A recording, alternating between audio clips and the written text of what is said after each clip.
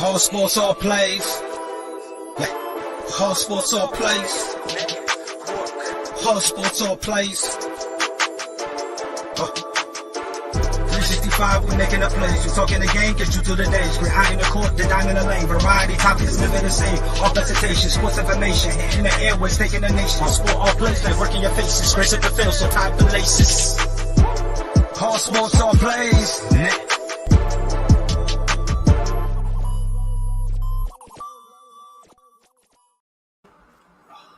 What's going on, everyone? How's everyone doing?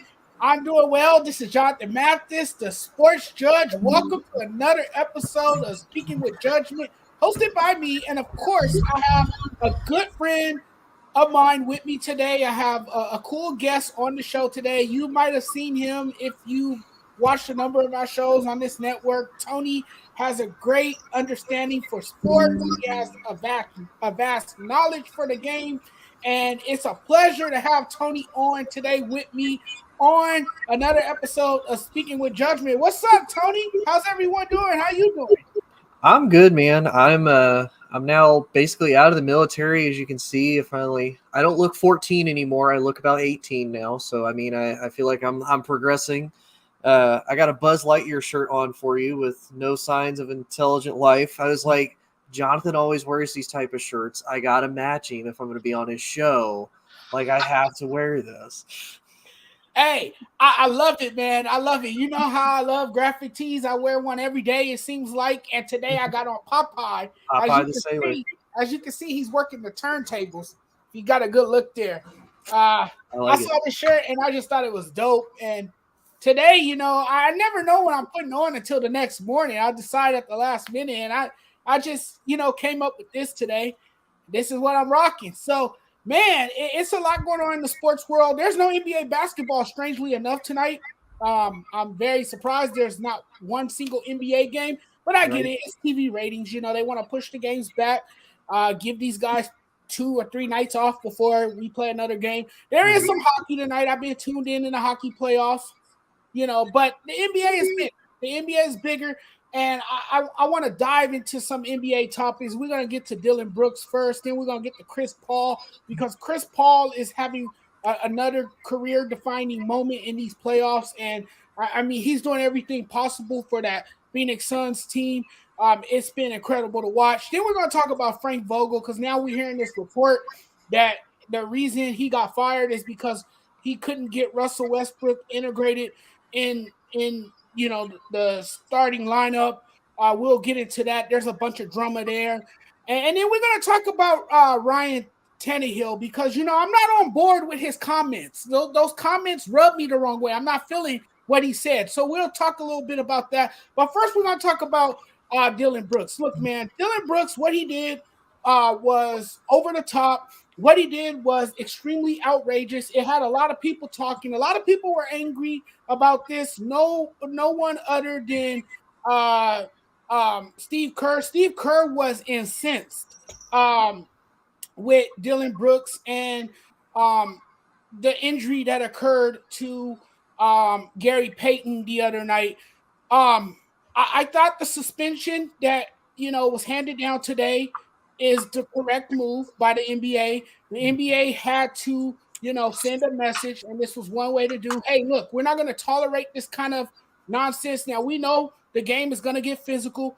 You know, that's part of any professional sport, right? They're you know, with sports comes physicality. So you're going to have moments where, you know, players land awkwardly, or players get banged up because of a play that was kind of rough and unnecessary, but this was unnecessary.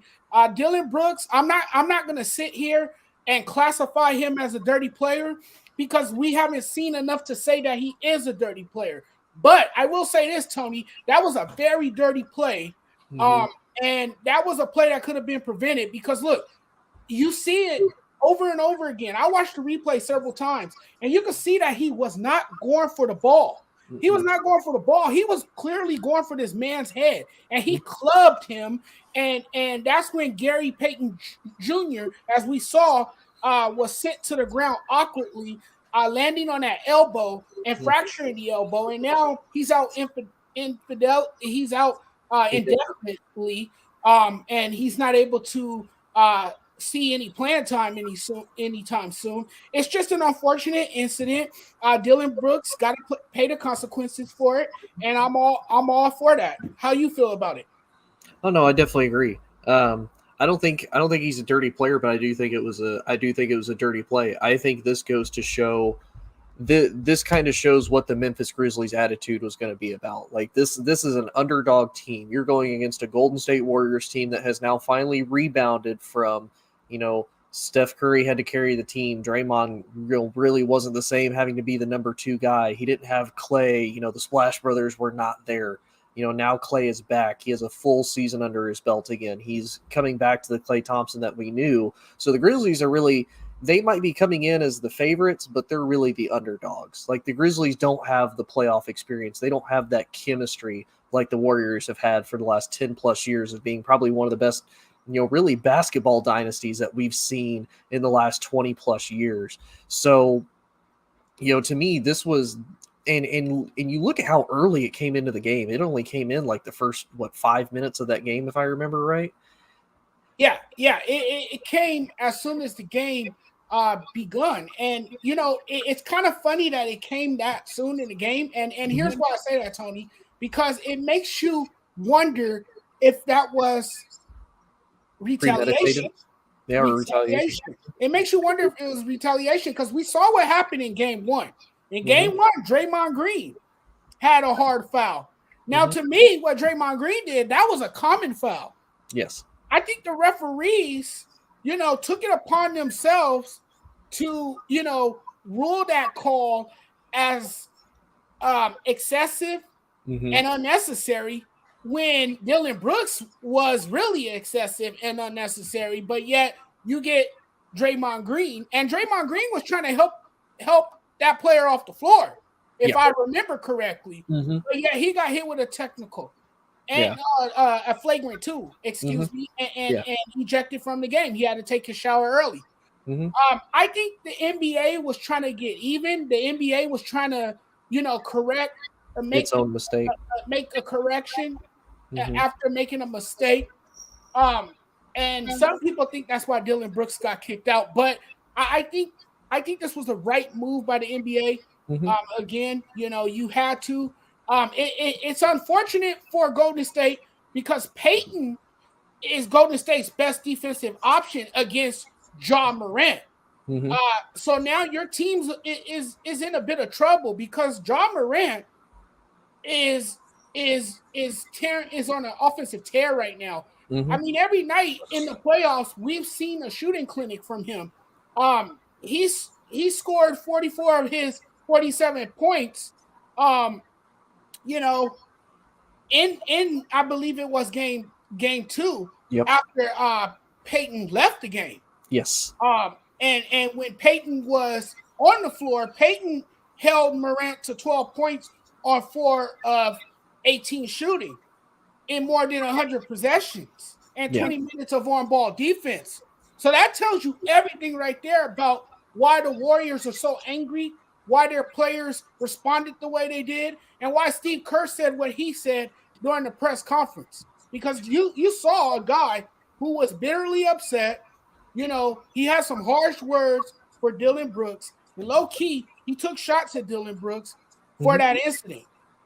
But this series is now there's some bad blood that has developed in this series. I think the series is going to continue to be the best one yet. It has been exciting to actually watch this series. It's been drama every night in the series, and I still give the Warriors the slight advantage to pull it out. And the reason I say that, Tony, why I think the Warriors are going to win, is experience over youth. Now that's no disrespect to the Grizzlies because the Grizzlies, they're a fun team to watch. Oh, 100%. I mean, they got a box office player. They're gritty. They battle hard. They fight to the very end. They keep the games close. They're very competitive. They're well coached. You got to give a lot of credit to Taylor Jenkins and what he's done with this organization, turning it around. and then you got an explosive superstar in John Moran. I can't say enough about John Moran. He's an incredible superstar, a wonderful player. But when you look at what Golden State has, and when you look at Jordan Poole and the type of year he's had as a third option, and then you look at what Steph Curry it can do, because we all know Steph Curry's going to be Steph Curry. Mm-hmm. You know, he's gonna make them shots. You know, because he's one of the purest shooters in the game. Mm-hmm. So this series has offense written all over it. It's only going to get better as the series goes on. But I think this series ends in 6. I think Golden State will win. I'm sick of Draymond Green. I wish he would keep his mouth shut. You know, and I get it, Tony. A lot of people like Draymond Green because he's authentic. Mm-hmm. He's real. Yep. He says whatever's on his mind. So a lot of people are content and they're okay with listening to him blabber and you know, say what he says. You know, like the other night, he said he made comments about flipping the fans off. Remember, he gave the fans the bird as he was leaving the game after the injury. Yep. And you know, I get it. The fans are booing you. But you have to expect that when you play on the opposing team's floor. Mm-hmm. You're going to get booed. You're going to get cheered at. You're going to get heckled. That comes with the territory. That's part of the game. You know? And you can't let those people get to you like that. You know, how you feel about Draymond Green, man? I just wish he'll shut up and play. And I'm not trying to sound like them people that say just shut up and dribble. Mm-hmm. You know, that's not me. That's not what I'm saying.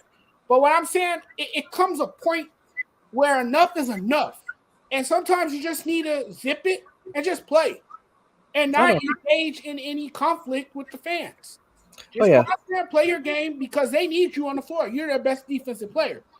Oh no, I definitely agree. I definitely agree. And real quick, back to the Dylan Brooks thing.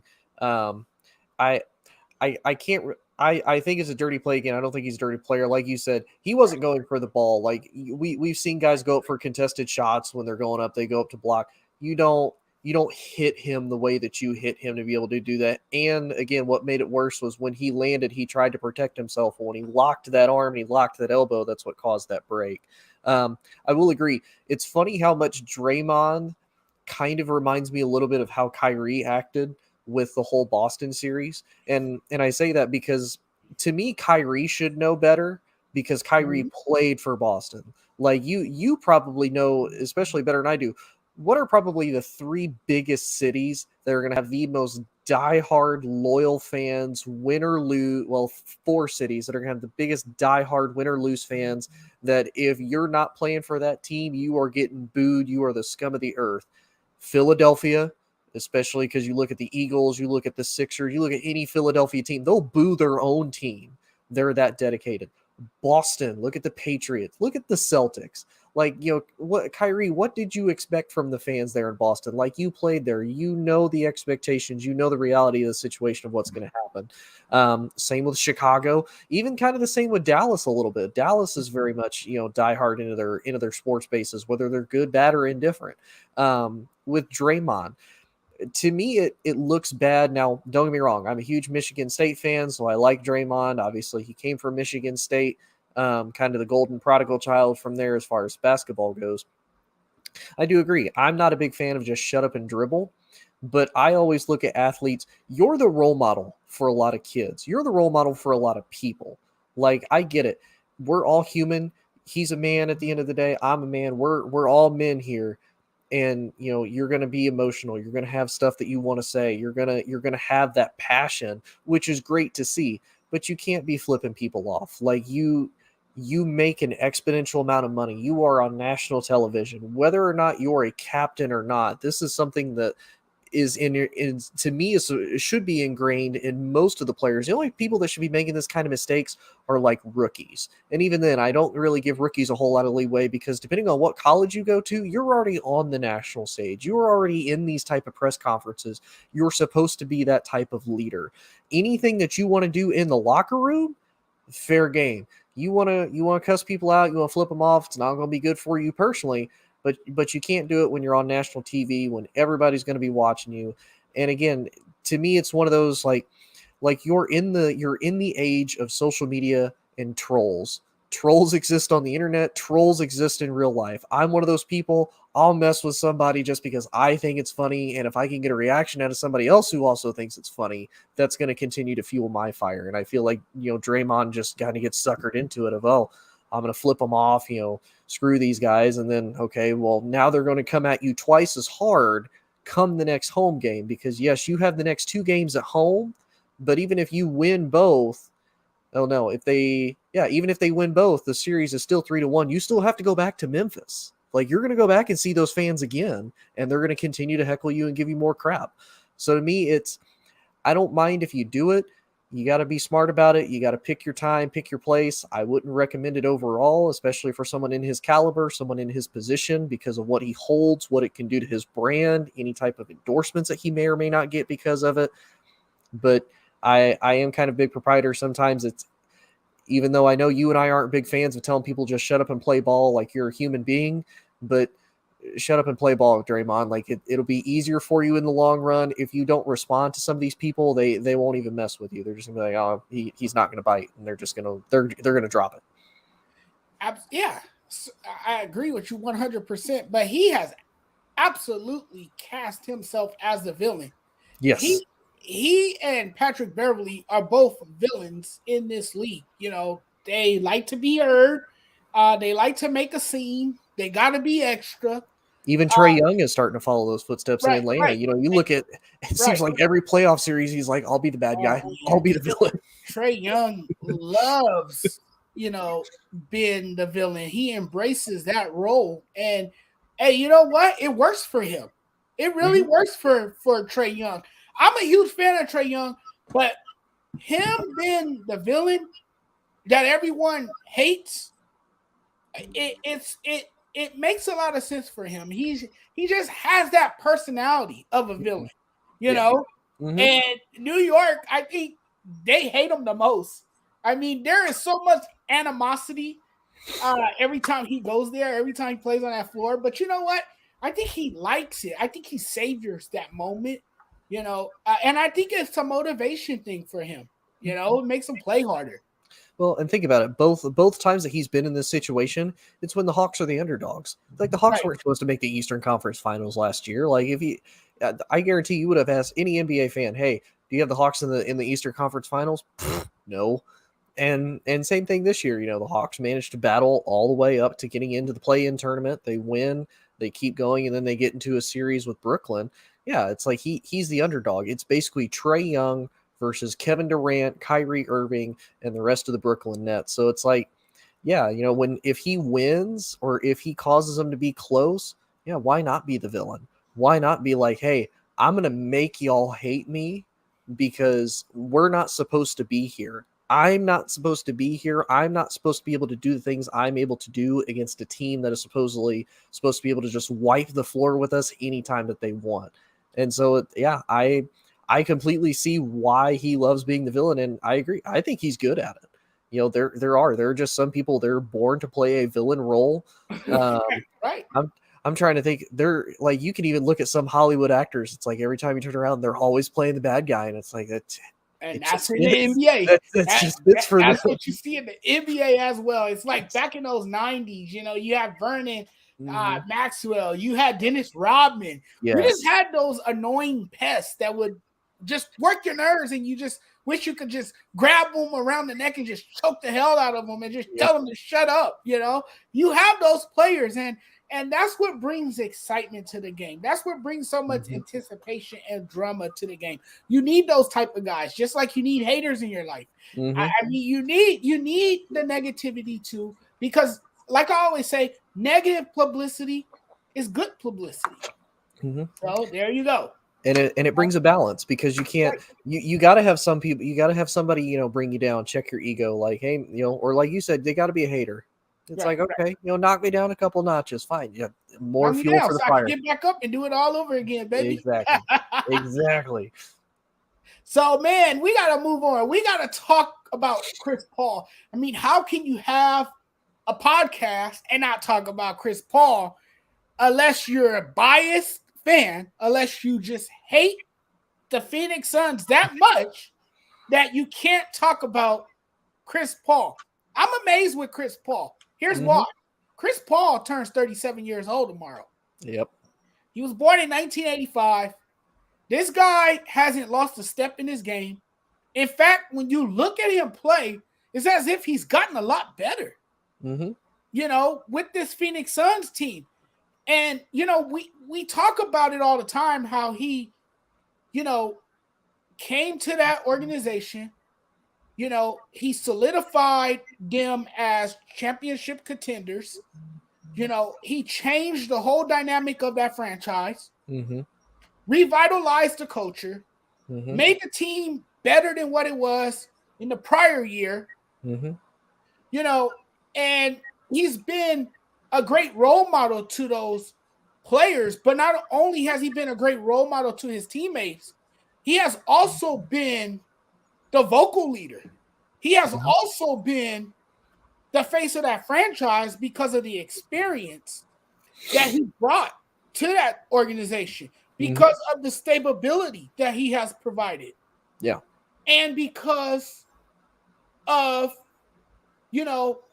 his veteran leadership, which has been so contagious to that locker room that I think it has motivated and sparked fire, in those players. It has instilled confidence in those players. It has elevated their games. And they have taken their games to the next level. It's the Chris Paul effect as to why the Suns are doing so well in these playoffs. And I still, to this day, Tony, I have them as favorites to win it all. If everybody can stay healthy, and this team has shown that it has the chemistry, the young players have shown flashes of maturity. Devin Booker has gotten better because he's learning from one of the best. He's a student of the game, and he's learning from Chris Paul, the teacher. And then Chris Paul, he does his thing towards the end of the game, and he becomes that closer, that finisher towards the end of the game. That's what we've been seeing from Chris Paul, and it's very impressive to me because this man turns 37 tomorrow. And he's still playing the game at such a high level. And now you look at teams like the Pelicans, now you look at the Dallas Mavericks, and they're falling victim to this. They're losing to a guy who is still in search of his first NBA championship. This is a guy who is extremely hungry. This is a guy who's willing to do whatever it takes to finally get over the hump. And he is still playing at the highest level. He is dominating in fourth quarters. He is closing out games for his team. He is getting his teammates involved. He's playing like an MVP in these playoffs. And this is when legends are born in the playoffs. And we're seeing a legacy-defining moment from a man that is close to the end of his career, and he's still playing phenomenal basketball. It's incredible. Oh yeah. To me, Chris Paul, he set the standard for what it means to be not only an NBA player, but what it means to be a teammate. Because you look at all these great players that we have in the NBA, how many of them can go from team to team to team like Chris Paul has, taken everything that he's ever learned and make sure that he elevates that team that he goes to. When he's on the Pelicans, when he was on the Clippers, when he was on the Rockets, when he was on OKC, when he's with the Suns, he's made every team that he's ever been on better. And there's probably a few other teams because I feel like Chris Paul has been almost on every single NBA team that there is like possible damn near. But and we're going to talk about your favorite player here in a second. He's literally the polar opposite of Russell Westbrook, because you put Chris Paul into a situation, you put him on a super team, that team is immediately a championship contender because, like you said, Chris Paul is not only able to play himself extremely well, but he's able to elevate and teach his teammates, which is, like you said, one of the best things the Phoenix Suns could have ever got. You take a young core team like the Phoenix Suns. They don't have an identity. They don't really know who they are. They have all this talent. They have all these players that they've managed to acquire over really a lot of years of being in the basement and a lot of, just pure terrible mediocrity. And now Chris Paul elevates them to where they're supposed to be at today. And, he leads them. We even saw it in the bubble. Wait a minute. This is a feisty Phoenix Suns team. Like, hold on a second. This is a different team. And then they come out the very next year. They take the Bucks all the way to the championship, and they 4-2. So they made it a 6-game series. Yep, and it's then, it's finish. Go ahead. Yeah, what was you saying? Sorry. And I'll be honest. Look at when he was on the Rockets and they went up against Golden State, and then he got hurt, and then the Rockets' whole entire season fell apart. Has James Harden ever been the same since he left? Like, that's the type of impact that Chris Paul can have on a team and on a player. And then, we kind of see, unfortunately, what did Houston immediately do? They brought in Westbrook. Everything went to crap afterwards. And it's like, he went and I know I'm getting my timeline wrong, but when Westbrook left and they switched him and Chris Paul and OKC, what did Chris Paul do? Okay, I'll take OKC to the playoffs too. We're not going to go very far because it's just me, but I'm still taking them to the playoffs, doing the same thing Russ did. And if anything, the Rockets would have been better if they kept me, and we probably could have still kept running it. And Westbrook to me has the negative impact of he's so selfishly driven of, I want to get the stats, I want to get the money, I want to do all the cool stuff, but he doesn't want the ring. Chris Paul to me does it in probably the best way that you can. Chris Paul takes a very team-friendly approach first. I want to help my team. I want to get a ring. And like you said, this is a legacy being born. It just sucks that Chris Paul is in the era that he's in. And I say that because he's going to be overshadowed by guys that have more rings than him. He's going to be overshadowed by LeBron. Now, that's not really fair because, LeBron is one of those, he's a once-in-a-generational type player. He's following in the footsteps of, Michael Jordan. I know everybody has debate on, if he's better, if he's not, whatever. They're still that, Mount Rushmore of players. So he's got to compete with LeBron James. You got to compete with a young guy in Giannis Antetokounmpo. People are going to throw Kawhi in there. People are going to throw KD, Steph Curry. He's got all of this talent that he has to fight and go up against. And, I hope he gets a ring this year. I wanted him to get a ring out last year. It was one of those, I wanted to see Giannis get it. I wanted to see Chris Paul get it a little more because, like you said, he's about to turn, 38. No, 37. He's about to turn 37 tomorrow. Yep. Like he's coming to the end. Like, we're only going to have possibly a few more years of Chris Paul to enjoy. And I would love to see him get at least one or two, one at the bare minimum, but I'd love to see him get at least two. So that way he can at least say, hey, I'm a multi-time champion in the NBA. And I was able to do this at a high level. I was able to elevate almost every single team that I went to and continue to be great, even well into, the end of my career. Like I said, he and LeBron actually mirror each other so much in what they can do for teams and whatnot and how they elevate everybody. Like I said, I really hope Chris gets his ring this year. I think the Suns will do it. I really hope that if Golden State wins, they don't have to go through Golden State, because I feel like that will be the matchup of the year in the Western Conference is Golden State versus the Phoenix Suns, and if that will be the stoppage of Chris Paul and being able to get his ring or not. This is the year to do it while the championship window is open. Yep. This might be his last year to do it. Mm-hmm. So now's a good time, but it's his ferocity, it's his awareness, it's his genius that, has taken this team to the top to where it is today. Just inspiring basketball from him, from the Phoenix Suns. You got to give a lot of credit to Monty Williams because he's done a great job,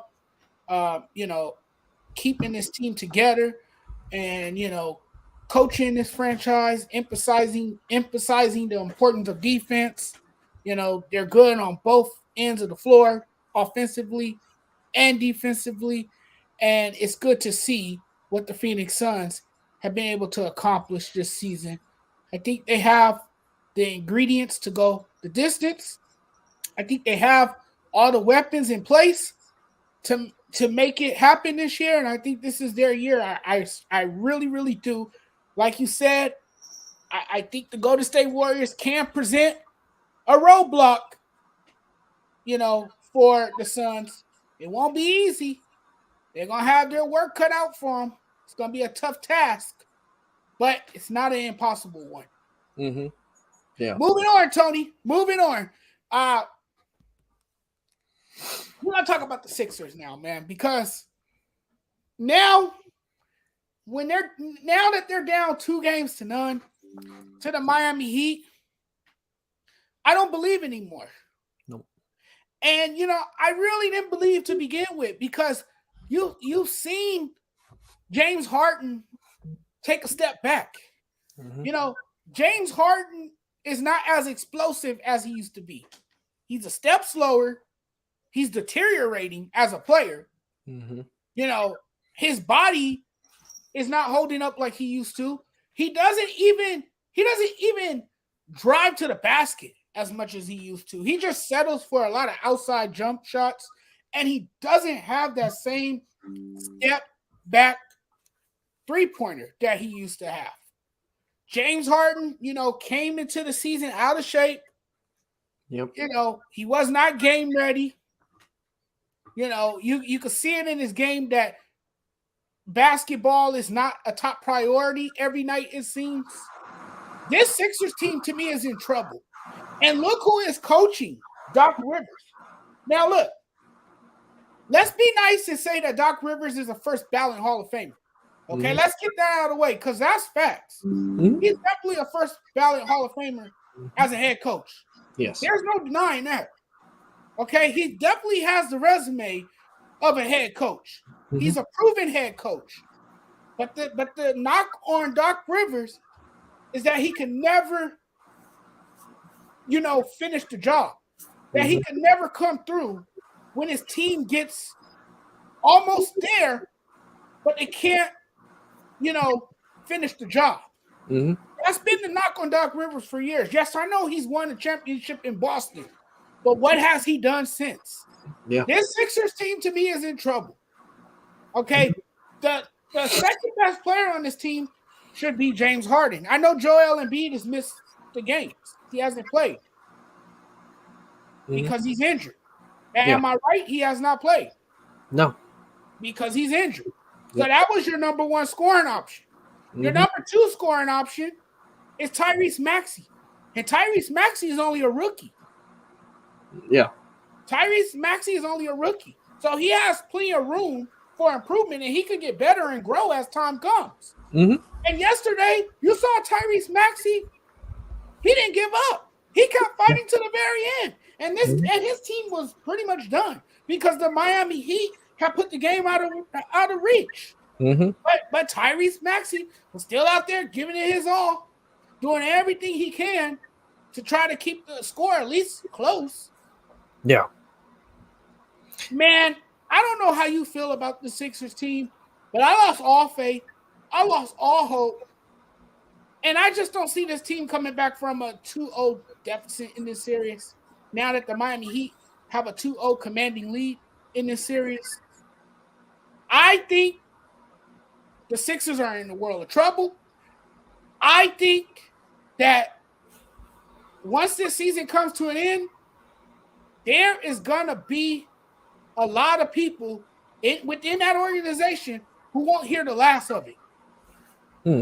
Yeah, I agree. And to me, it's funny. They traded away Ben Simmons for somebody that to me used to have the talent of Ben Simmons, but is kind of in the same way. At least James Harden is like playing and he's at least on the court, whereas Ben was like, I'm not even going to go there. I don't feel like James really wants to be in Philly, but I don't know where he wants to go because he wasn't happy in Brooklyn because they didn't win the chip after he was only there for a season, if that.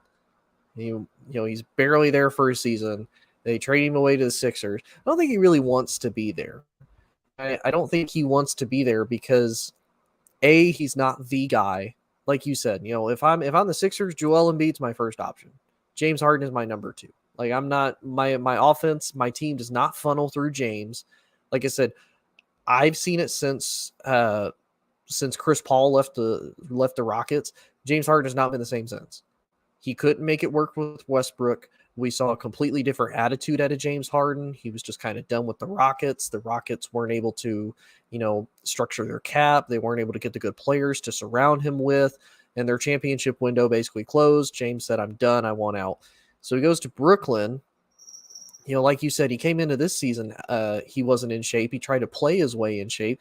He did the same thing last year. It was like, oh, I'm not going to play. And then we finally see him in the Brooklyn uniform. And the dude he looking hella thick. I'm like, dude, you can't, you're an NBA athlete. Like we saw it with Anthony, and you, especially as a Lakers fan, you saw it. What was it? Year before last, actually, with Anthony Davis. It's like, yeah, he tried to play his way into shape. And it's like, dude, you can't do that. Like you're going to get injured. You're going to get hurt when you do that. And your production goes down. So for me, I think James Harden is just mentally gone. I don't know if it's because he's unhappy about his situation. I don't know if it's unhappy because he didn't go to the team that he wants to, but he keeps wanting to get traded. He doesn't want to be like, hey, just release me. Go play where you want to play. But I also think James Harden is upset now because you're not the same type of player you used to be. You can't go to one of these teams and be like, hey, I want a supermax contract.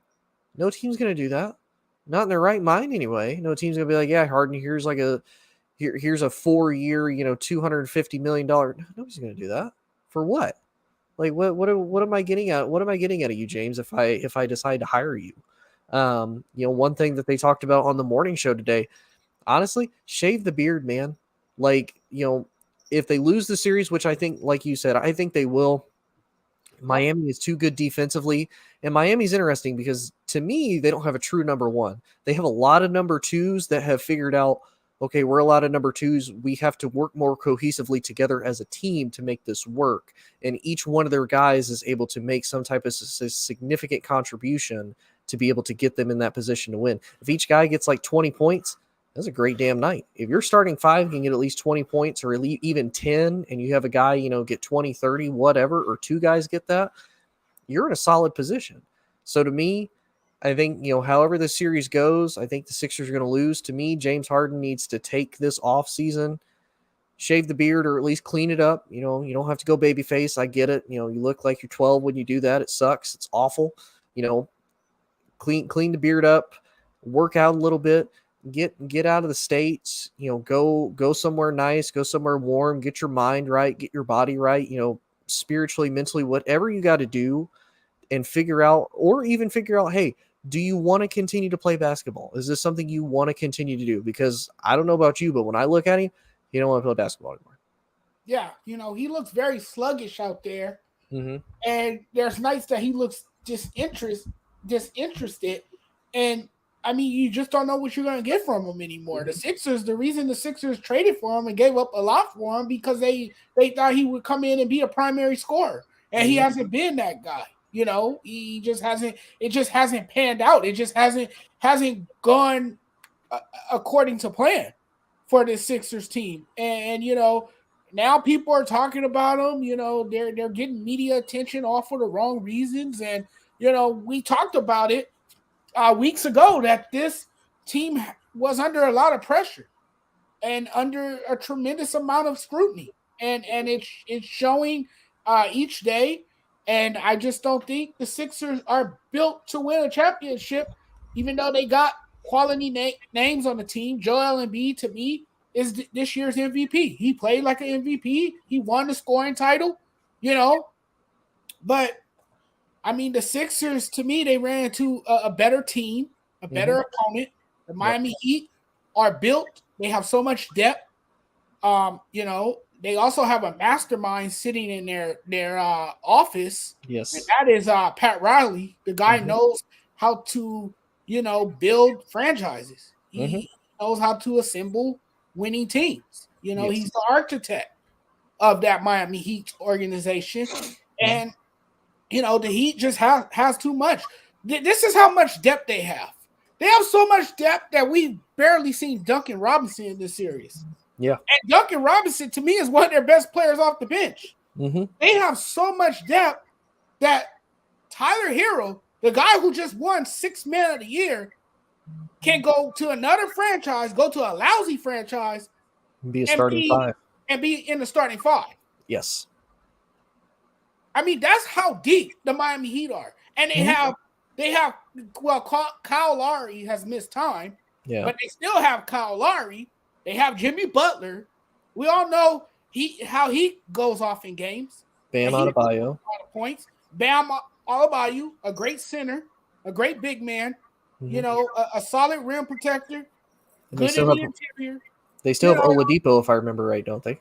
They still have Victor Oladipo. Mm-hmm. So there you go. The team is built to win a championship. They could easily come out of the East, and a lot of people are not talking about them. A lot of people are still sleeping on them because everyone's paying attention to what Boston is doing, and everyone's talking about the Milwaukee Bucks. And that we could get into that now. We could get into the Milwaukee Bucks and the Boston Celtics because the Boston Celtics, they played like a totally different team in that game too.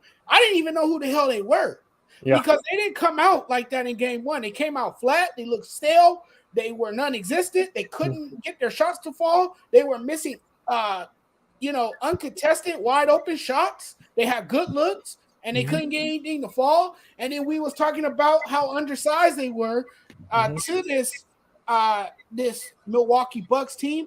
And then they turn it on in game 2, and then they look like a team that made the adjustments necessary to get back into the series. It was interesting. Jaylen Brown, he went off. He scored a lot of points, and that's one thing I like about that Celtic team. That's one thing, that they do have. They have exceptional wing play, and I mean, it showed in game 2 for Milwaukee that they really missed Chris Middleton and his presence. Yeah. Yeah, no, and I agree. And to me, that's like you said, I see the Heat coming out of the East more than I do Boston. Like to me, Boston isn't bad. Like you said, I almost feel like too they kind of did like what the Grizzlies did with the Timberwolves. They kind of got lured into this false sense of, okay, this will kind of be like an easy series, like we'll have no issue. And obviously Memphis was like, oh crap, this is a Timberwolves team that really has nothing to lose. They're just playing for keeps at this point, and they ended up giving it to 6 game stretch if I remember right. And then you look at the Celtics, yes, they're taking on a Nets team, but they're taking on a Nets team that, let's be honest, once they got rid of James Harden, and even when they had him, this was a very fractured team. This was a team of, okay, what do the Nets do now? They got rid of James Harden. Kyrie is in and out because of the whole vaccine mandate thing. Where are they going to have him? Where are they not? So KD is basically the main focal point. Then they get Kyrie back, but they get rid of James Harden. So really, who was this Nets team?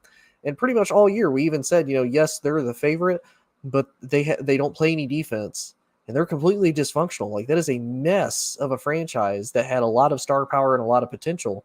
So I feel like Boston, they won the series, and now they're coming in like, okay, we'll be kind of lackadaisical. Milwaukee isn't the powerhouse that they have been for the last couple of years, where it's like they were the flat-out favorite in the East to win and to take it. So, yeah, like you said, the first game, it was like, okay, Milwaukee's going to steamroll. Because to me, even though they're not the powerhouse favorite, Milwaukee now has the experience. Milwaukee's been there. They've done that. They're battle-tested. They're tried and true, and they won the chip. Boston hasn't done that for a few years now. So it's like, and especially this Boston team. So they don't know what it's like. So like you said, they came out flat, but really ever since the All-Star break, this has been a completely different Celtics team. So it will be dangerous. Like you said, I think this is probably the second most interesting series behind the Warriors and the Grizzlies as far as matchups go in the playoffs. As far as matchups go, and Boston, they like to run. They can beat you in a fast break. They really like to run. And I think it's showing more and more that the Milwaukee Bucks miss PJ Tucker. Yes. They miss his defensive presence a lot. And now he's over there in Miami.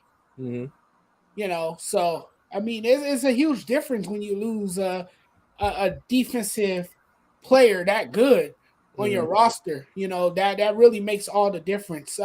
But hey, we kind of running out of time, so we gotta move on. We gotta talk a little bit about the Lakers, and I know how the hell are the Lakers still relevant, and their season has come to an end a long time ago. I mean, they didn't even see the playoffs this year. They didn't even sniff the playoffs. I mean, they were an utter disaster all season long. I mean, they was riding this wild roller coaster ride that had many twists, turns, and loops, and they just couldn't find themselves. And one of the culprits in all of this was Frank Vogel. Mm-hmm. Frank Vogel, was the fall guy in this. He got fired, lost his job. And the big story coming out of LA today is that the reason the Lakers parted ways with him is because Frank Vogel didn't have the best relationship with Russell Westbrook. Frank Vogel basically was fired by the Lakers in part due to his inability to maximize Russell Westbrook, to integrate him into the offense. So that's why Frank Vogel is standing in the unemployment line now, looking for another job in the NBA. Yeah. No, it's one of those. I feel bad for Frank. Like, I know you as a Lakers fan, you've covered this. I know I've said this a few times, even on other shows. Frank to me was just the scapegoat. Like, him and Russ are the two big scapegoats of, oh, Russ is terrible. And it's like, I'm not denying that Russ is terrible, but Frank was put in the worst possible position. Because to me, Frank did not put this roster together. He had LeBron, he had AD. LeBron, to me, I shift wanting to get Russ more on LeBron, and I get his reasoning behind it. Get a guy that, LeBron's older. He's trying to take a step back. He's trying to be more of the game manager, like pass the ball around, teach some of these, not necessarily younger guys, but guys that, they've been there, they've done that, they're established. Okay, let me work with you. Let me make you better. Russ can drive to the basket like LeBron used to, and theoretically, this should be a fantastically and, greatly improved team with the addition of that star power. But, he couldn't make it work. Frank is the head coach. Okay, hey, we went and got Russ. We have LeBron. We have AD. We have Melo. We have Malik Monk. Like, we have these players. You need to figure out how to make Russ work. We traded all this stuff to get him. You need to make him work. And, and it better than I do, being a Lakers fan. Look at everywhere where Frank put him. Look at everything that he had Russ do. He didn't make the Lakers any better. The Lakers started to play better when Russ wasn't on the court.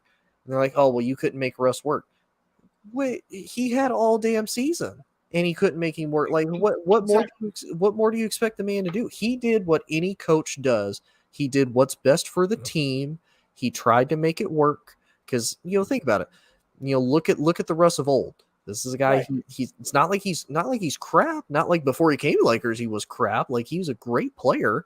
It's like, okay, he's not working. I can't do anything more as a coach. I have to do what's best for the team, put my team in the best position to win, and put him on the bench. So I feel like, really for Frank, he was stuck between a rock and a hard place. He was damned if he did. He was damned if he didn't. Even if he would have put Russ on the court every night, I feel like they still would have been like, well, why didn't you bench him? Because we would be having the same conversation we were having right now. Oh, well, you didn't make him work, No. Like, to me, I feel bad for Frank. And if I remember right, too, he didn't get to pick his assistant coaches either. Like, he's the only NBA coach that didn't get to pick his coaching staff. And now it's like, okay, Frank, sucks to suck, man. We still have the crappy basketball player that didn't work. Maybe we can get another coach to make it work. Like, you had really two of the best coaches you could find in Frank and LeBron trying to work with AD, and he couldn't make it freaking work. Like, I feel bad for Frank. I don't feel like Frank should have gotten the axe for this. I feel like, if anything, to me, if I'm the Lakers, buy Russ out of his contract, eat the cap hit, You know you're not going to be able to get a chip like next year. Like it's going to come. Rip the Band-Aid off sooner rather than later. But that's just me. Now look, here's the thing, okay, Tony. This is the whole deal right here. Look, the Westbrook experiment simply did not work. Mm-hmm. Okay, all of us saw that it did not work. It was a bad experiment that went awry. Mm-hmm. You know, everything went wrong for this Laker team this season. Yeah. The Lakers knew coming into the season that Westbrook was a poor shooter, you know, that he was a poor cutter because he's terrible and lazy when it comes to cutting to the basket. Mm-hmm. We all know that about him as well, too. Yep. So, you know, yes, he was held up under a great degree of scrutiny, and rightfully so. Mm-hmm. But even though you're placing the blame on Frank Vogel, which there's some blame to go around for everyone for how this team played last season. Mm-hmm. You know, Frank Vogel is definitely to blame because he couldn't, keep the team together. You know, mm-hmm. There was no sense of togetherness. There was no camaraderie. There was nothing going good for this team. Mm-hmm. Now what I do like about Frank Vogel is that he was a defensive first coach. Yes. Okay. But that didn't work out because you don't have players that's committed to playing defense. Nope. So yes, he is blameful for what occurred on this Laker team, but so are other people like mm-hmm. Russell Westbrook, LeBron James. All of them are to blame. Mm-hmm. Now, was I for Frank Vogel getting fired? Absolutely. And I explained why. Because I feel like the Lakers need to go in a different direction. They need someone who is not going to be a yes man. Yeah. They need someone who's going to be able to handle the Westbrook situation. Because he's going to play a big part, in this team. I don't know how you could get rid of him now. I don't know how. Now, I do have to ask, though. I do have to ask because to me, and correct me if I'm wrong, the Lakers remind me a lot of the Cowboys coaching situation. Like, you're right. The Lakers don't need a yes man, but right. Who is Jeanie Buss going to bring in? Who is the GM going to bring in to, get this to happen? Like, same with Jerry Jones. Like, you don't need a yes man. You need somebody, like a Brian Flores. You don't need a Mike McCarthy. It's going to be like, okay, Jerry, I'll do what you want. You don't need a Frank Vogel. It's going to be like, okay, Jeanie, I'll do what you want. Will that happen, though? Like, will they bring in a coach that's willing to do that? I doubt it. They should. If they're smart, they should hire Mark Jackson because he's not going to put up with the nonsense. Yes. And it's going to either be his way or nobody else's way. Mm-hmm.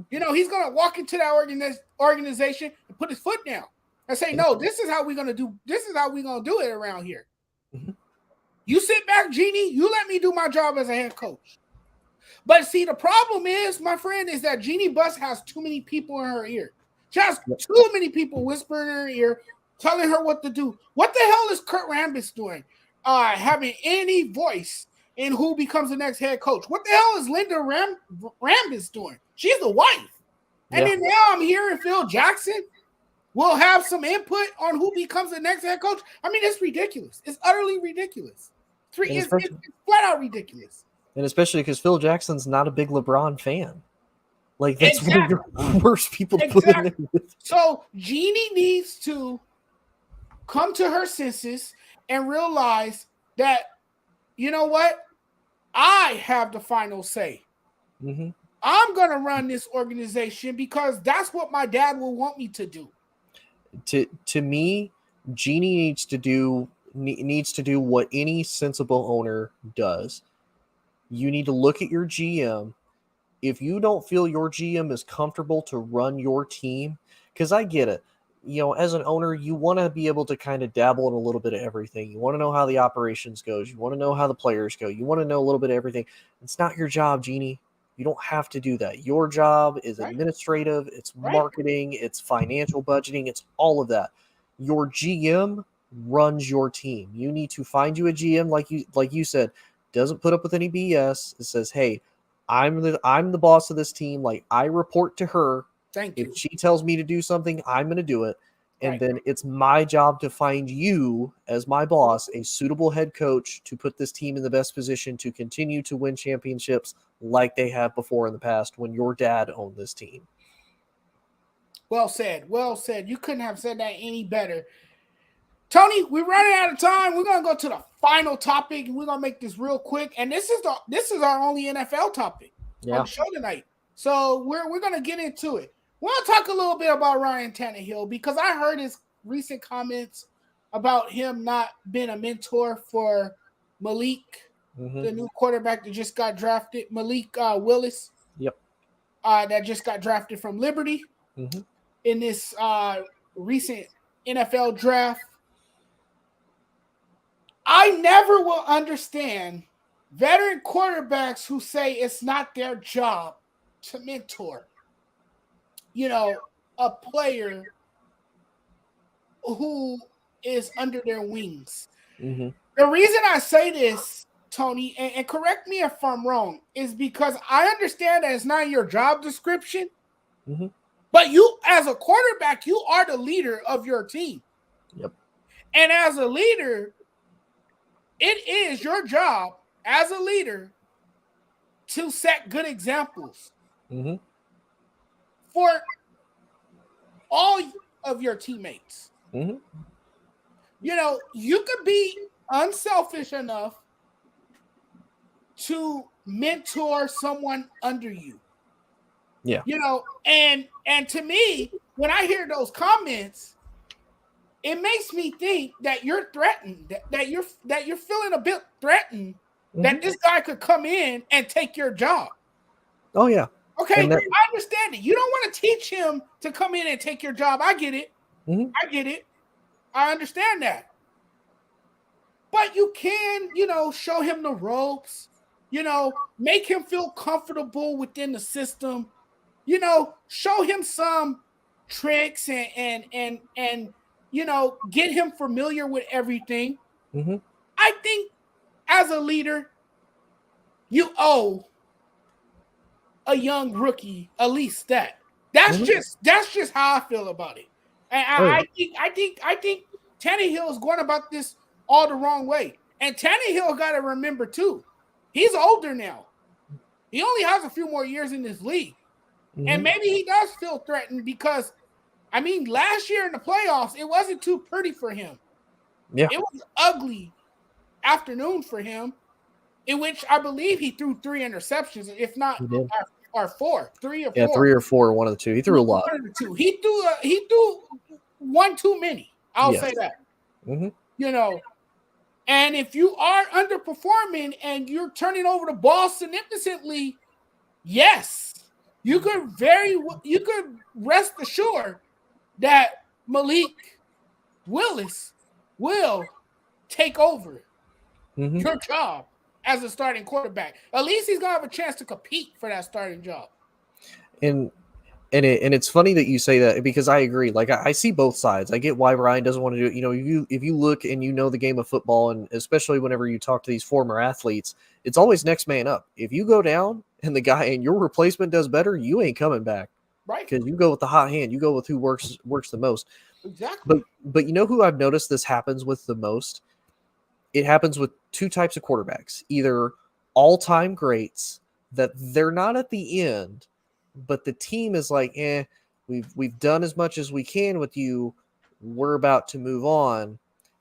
Look at Brett Favre and Aaron Rodgers. Green Bay drafted him. Brett Favre said, I'm not teaching him. I'm not doing it, not having anything to do with Aaron. Eventually, Green Bay said, well, hey, we're done. We spent this on him. We know he's good. We're starting him. Brett left. Look at Peyton Manning with Indianapolis. Indianapolis was like, hey, we don't know how you're going to be after that neck injury. You can teach Andrew. Peyton said, no, absolutely not. I know I'm better than that. I know I still have it. He left. Now, on the same token, like you said, look at Tannehill. Tannehill got booted out of Miami because I don't feel like he was bad. I just don't feel like Miami is one of those organizations. It's not very well run. He had like Chan Gailey. You had Adam Gase. And obviously we all know Adam Gase is a franchise killer to 100%. So I feel like I feel like you got to at least cut off 4 years of Ryan Tannehill crap just for that. But this is a guy, he had to uproot a guy that was established, happened to get it, and he saw how quickly it turns, and now he's the franchise leader of this team. So he's one of those, he's not an all-time great quarterback. He's not going to be that guy that's going to be a difference maker, but he knows that, hey, I'm one of 32 starters in this NFL. I know that if I go somewhere else, I may or may not have very many options to be able to start. Like, there's only a handful of teams that right now, Ryan Tannehill is an upgrade to whatever quarterback they have. And these aren't teams that are in great positions right now. You look at Washington, Seattle, Carolina, Atlanta, like, even Houston. But even then, I kind of like Davis Mills. You can literally look in the same division just up north in Indianapolis. Like, you're not going to very many teams, and you're not going to be that big of an upgrade to some of these quarterback situations, and you're not going to make them competitive. So I get it, but like you said, at the same time, it doesn't hurt to show him the routine, doesn't hurt to show him the ropes. The only way he's going to get in there is when you screw up and make a mistake like that. Like, that's what you're upset about, is because, like you said, you throw 3 interceptions in a playoff game. Tennessee even said, yeah, we were flirting with trying to get Aaron Rodgers and Deshaun Watson. Well, you knew Deshaun Watson was out because Houston ain't trading him in his own division. That's not happening. But Aaron Rodgers was a very real possibility because he bought a house in Nashville. It's like, hey, come on. Well, what do we got to give to get him? So it's like, I get why, but like you said, you're a leader of the team. You're a veteran. You have limited time. Don't break down a young guy, because you were in that position. Like, you were in that position when you first came to Miami, and you got thrown to the wolves. Like, at least this kid has an opportunity to learn from you. And even if he never starts over you, even if you finish out your contract, they say, Ryan, you're not going to be the guy. We're going to go with Malik. We drafted him for a reason. We see something in him. That's fine, because that's going to happen. But yeah, don't act like this kid is just going to get thrown to the wolves like you did with the Dolphins and just hopefully grow. Like you said, you're the leader of the team. Be an adult. Teach him at least the ropes. It's up to him. He's got about 70% of the way, because he has to be a good enough quarterback. He has to learn the plays. He has to know the reads. He has to develop too. But you could at least, like you said, show him the ropes, teach him how to be an NFL quarterback, teach him what to do so that he know. And hell, if I'm Malik, I'm going to learn everything I can, good and bad. And I say bad because if I'm Malik, and this is what I took when I was in the military, I looked and learned from my bad leaders, because I said, that's what I'm not going to do when I get into that position. And if I'm Malik, I'm going to do the exact same thing.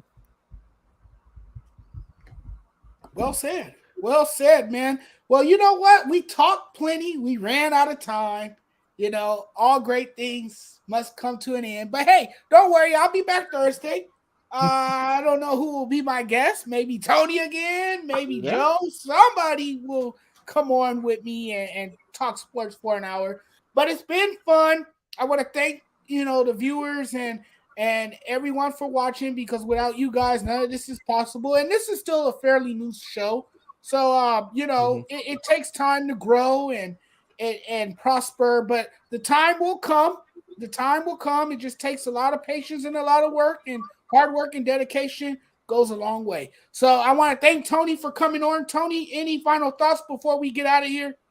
Yeah, thank you for having me on, man. It's a blast. Like you said, it's been a long time since you and I done a show, since we did, Just Say the Truth many, many months ago. Like Johnathan said, thank you to all the viewers. Please like, share, please subscribe to us if you liked what you heard. Like Johnathan said, we're going to grow. We're only going to get better from this point moving forward. So stick with us on the journey. I promise you it's going to be well worth it in the end, not only for us, but most importantly for you guys, because you guys are the ones that watch us. You give us critiques. Like Johnathan said, you could be a hater, you could be a lover. You're still going to fuel our fire, whether it's good, bad, or indifferent. We're still going to grow. We're still going to keep moving forward from it. But again, Johnathan, I appreciate you having me on. It's a blast with you as always, brother. Hey, likewise, brother. See you next time. Thank you guys so much once again. We'll see you next Thursday for another episode of Speaking with Judgment, hosted by me and a special guest, as always. Thank you, ASAP Network. Subscribe to this. Like this show. Give it a thumbs up. Also, check out other content on the network as well. We have a great team of podcasters. We're hungry. We're dedicated. We'd love to have you guys around. Thank you guys so much. Have a good night. All sports, all plays. All sports, all plays. All sports, all plays. 365, we making a plays. We talking the game, get you through the days. We're high in the court, the dime in the lane. Variety topics, living the same. All presentation, sports information. Hitting the airways, taking the nation. All sport, all plays, like working your faces. Grace at the field, so tie the laces. All sports, all